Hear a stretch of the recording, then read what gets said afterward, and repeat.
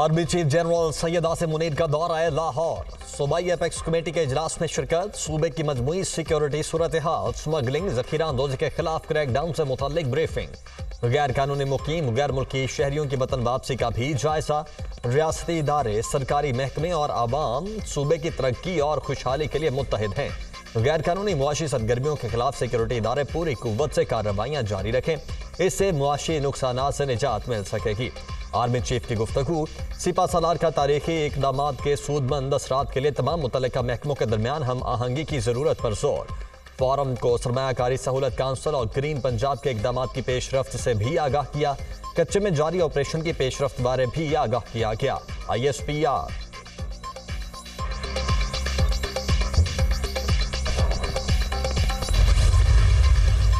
हमारे यहाँ कोई भी ऐसी सोच नहीं है पाकिस्तान में इसराइल के बारे में। फ़लस्तीनी अवाम जो उनसे हैं उनको प्री 1967 जो बॉर्डर्स हैं उसके मुताबिक उनका फ़लस्तीन एक आज़ाद रियासत के तौर पे कायम हो। अफ़गानिस्तान से जो अटैक हो रहे हैं पाकिस्तान के ऊपर या वहाँ पे जो प्रेजेंस है वेरियस टेररिस्ट ग्रुप्स की, उनको रोकना वो अफ़गानिस्तान गवर्नमेंट की जिम्मेदारी है। इसराइल और फ़लस्तीन के बारे में पाकिस्तान मौक़िफ़ पर कायम है, किसी की तक़लीद नहीं करते, फैसले कौमी मफाद में होंगे। मसला फ़लस्तीन और कश्मीर एक जैसे हैं। निगरान वज़ीर आज़म ने UN में मसला कश्मीर को भरपूर उजागर किया। अफ़गानिस्तान से पाकिस्तान पर हमले रोकना वहाँ की हुकूमत की जिम्मेदारी है। भारत ने जो मास्क पहना था वो बुरी तरह उतर गया। कत्ल के वाक़यात भारत का ग्लोबल एजेंडा बन गया है। इस कत्ल गारत पर अक़वाम मुत्तहिदा ने तशवीश का इजहार किया। निगरान वज़ीर ख़ारजा जलील अब्बास जिलानी की प्रेस कॉन्फ्रेंस।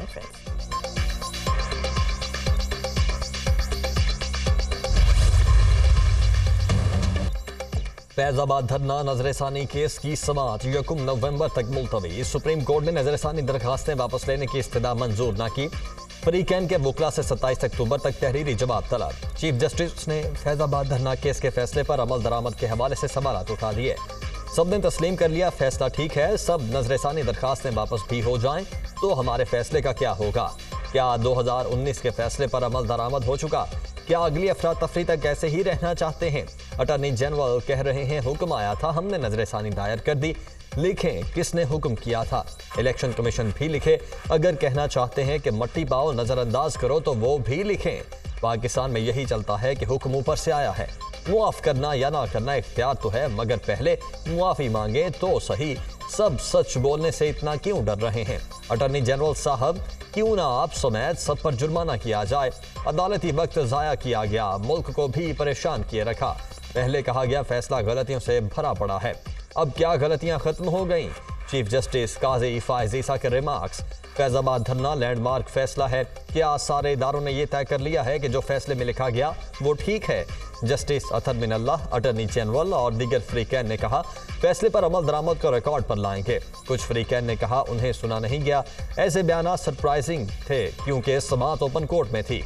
सुप्रीम कोर्ट का हुक्मनामा।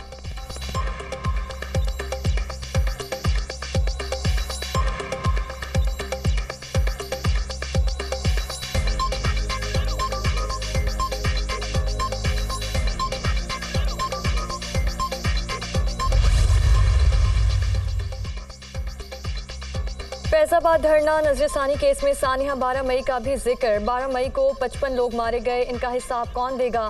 खून हुआ, आप कह रहे हैं मट्टी पाओ, बताएं ना क्यों मट्टी डालें? 12 मई को पाकिस्तानी सियासत में नई चीज़ कंटेनर्स मुतारिफ हुई। हमने 12 मई जैसे वाकयात से सबक नहीं सीखा? क्या नए वाक़े का इंतजार करें? चीफ जस्टिस का इस्तफसार। MQM आज यहाँ हमारे सामने आई ही नहीं। MQM के एक वजीर थे, आज इनकी तरफ से कोई नहीं आया। चीफ जस्टिस के रिमार्क्स। जत्थेबाजी के रुझान को आज भी फरोग दिया जा रहा है। वो साहब किधर हैं जिनको जमहूरियत चाहिए थी? वो कनाडा से पाकिस्तान क्यों नहीं आए? Chief justice.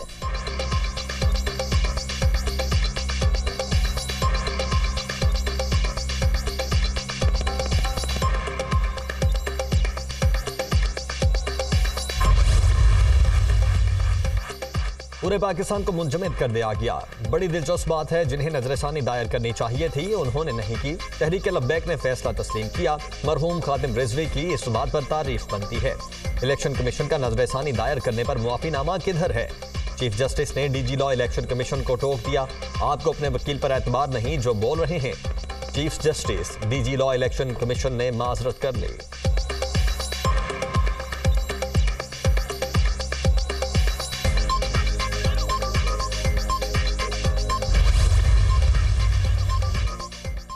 Practice and procedure act विफाकी हुकूमत ने फुल कोर्ट के 5 सवालात के जवाब दे दिए। 8 रुकनी बेंच की जानिब से कानून का मुअत्तल करना गैर आईनी था। साबिक चीफ जस्टिस ने कानून को मुअत्तल करके बेंच तश्कील करके फैसले दिए।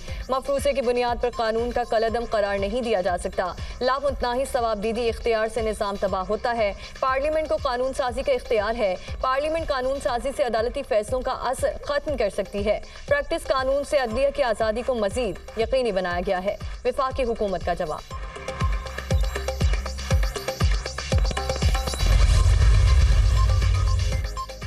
चीफ जस्टिस काजी फायज ईसा की ज़ेर सदारत ताहम इजलास, attorney general, advocate generals, prosecutor generals की शिरकत। अदालतों में ज़ेर इल्तिमाम मुकदमात के हल, फराहमी इंसाफ को बेहतर बनाने पर गौर। इजलास में सरकारी वकला के मुकदमात में तैयारी करके पेश होने पर इत्तेफाक।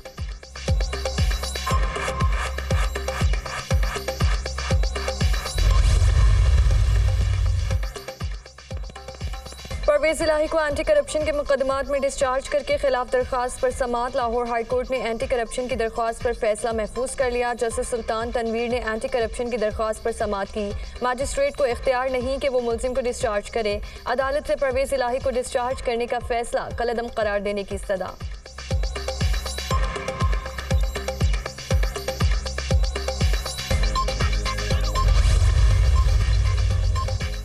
सुप्रीम कोर्ट के अहकाम के बाद नैब रेफरेंसेज में मुलजिमान की तलब शुरू। एहतसाब अदालत लाहौर ने स्पीकर पंजाब असम्बली सिब्तैन खान समेत 8 मुलजिमान को तलब कर लिया। पीटीआई रहनुमा को चिन्योट माइंस रेफरेंस में तलब किया गया है।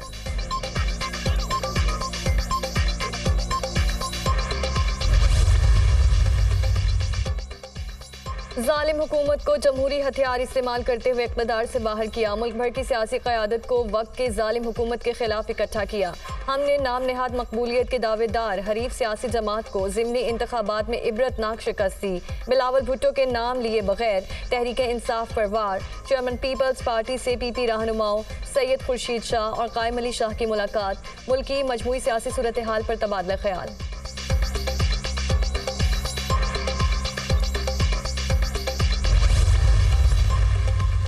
बका का एक ही रास्ता है, इसके अलावा कोई और ऑप्शन नहीं है कि उसी जमात को और उसी लीडर को जिसने कम अज़ कम 2 मरतबा पहले भी इस मुल्क को जो है वो बहरान से निकाला है, उसे दोबारा जो है वो मौका दिया जाए।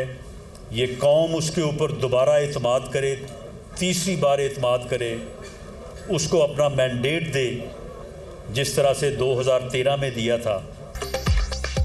जिन लोगों ने जुर्म किया है वो हिसाब भी देंगे। 9 मई के मुजरिमों को सजा देने के बजाय इलेक्शन लड़ने दें। ऐसा नहीं होने देंगे। 9 मई के मुजरिमों को प्रोसिक्यूट नहीं करेंगे तो ऐसे काम रोज हुआ करेंगे। 21 अक्टूबर को नवाज शरीफ पाकिस्तान आ रहे हैं। तरक्की का सफर एक बार दोबारा शुरू होगा। 90 की दिहाई में नवाज शरीफ के खिलाफ साजिश हुई तो मुल्क की तरक्की रुक गई थी। अवाम नवाज शरीफ को 2013 वाला मैंडेट दोबारा दे। नवाज शरीफ का बयानिया एक ही रहा है, उससे कभी हम पीछे नहीं हटे। मुस्लिम लीग नून का बयानिया अवाम की खिदमत करने का है। राना सनाउल्लाह का गुजरांवाला में तकरीब से खिताब।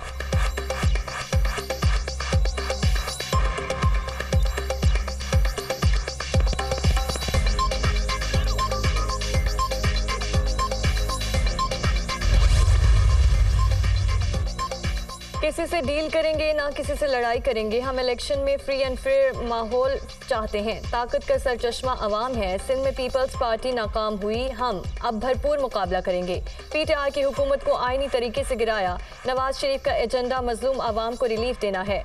मुस्लिम लीग नून के रहनुमा मोहम्मद जुबैर की गुफ्तगू।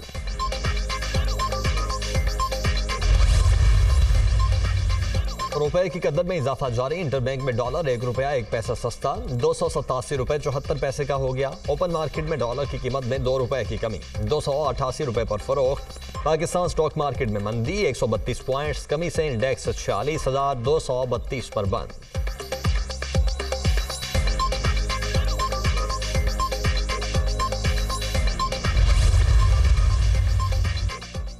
महंगे ईंधन और रुपए की बेकदरी के असरात, सस्ते पावर प्लांट्स की बिजली भी महंगी होने का इम्कान।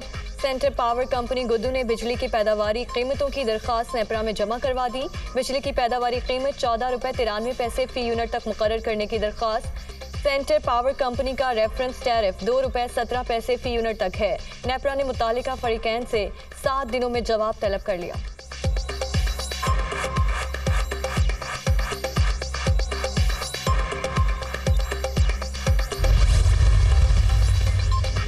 बिजली चोरों के खिलाफ मुल्क भर में कार्रवाइयां। ननकाना साहब में 488 मुकदमा दर्ज, 327 गिरफ्तार। बहावलनगर में एक्शन, 180 FIR दर्ज, 156 बिजली चोरों को गिरफ्तार कर लिया गया। पाकपतन में 143 मुकदमा दर्ज। कसूर में भी कार्रवाई, मजीद 44 अफराद के खिलाफ बिजली चोरी के मुकदमा दर्ज।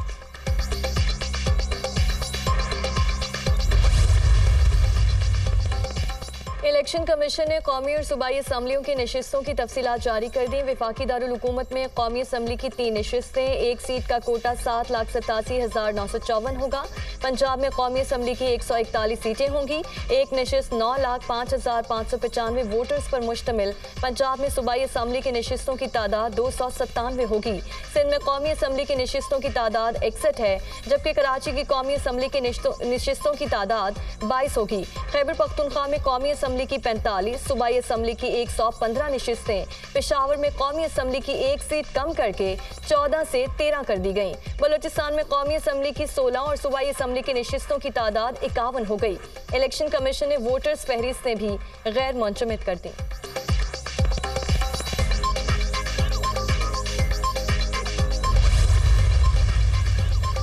इंजेक्शन स्कैंडल की तफ्तीश में पेशरफ्त, मरकजी मुलजिम बिलाल रशीद और आसिम का 5 रोज़ा जिस्मानी रिमांड मंजूर, पुलिस के हवाले कर दिया गया।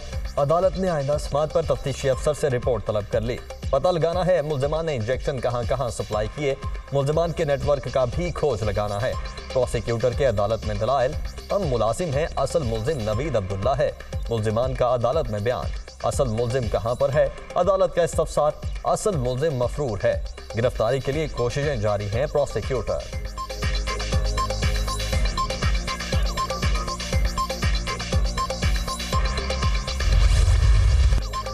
रहमत दो आलम हजूर पुरनूर हज़रत मोहम्मद सल्लल्लाहु अलैहि वसल्लम की विलादत बासआदत। मुल्क भर में जश्न ईद मिलादुन नबी सल्लल्लाहु अलैहि वसल्लम कल मनाया जाएगा। तैयारियां उरूज पर पहुंच गईं। घरों और मसाजिद में चरागा, इमारतें रंग बिरंगी रोशनियों से सज गईं। सीरतुन नबी के मौजू पर सेमिनार्स, कॉन्फ्रेंसेस और महफिल नात का भी एहतमाम। जिना हाउस हमला समेत 9 मई वाक़यात के 11 मुकदमात का चालान लाहौर की इंसदाद दहशतगर्दी में जमा। प्रोसिक्यूशन ने चेयरमैन PTI यास्मिन राशिद, महमूद रशीद, उमर सरफराज चीमा को कसूरवार करार दे दिया। खदीजा शाह, सनम जावेद समेत दीगर गिरफ्तार मुलजिमान पर भी जिम्मेदारी आयद। अस्करी टावर हमला, शादबान थाना जलाने, शेरपाव पुल पर जलाओ घेराव, जस्टिस मुजाहिद नकवी के स्क्वाड की गाड़ी जलाने के मुकदमात का चालान दाखिल करवाया गया।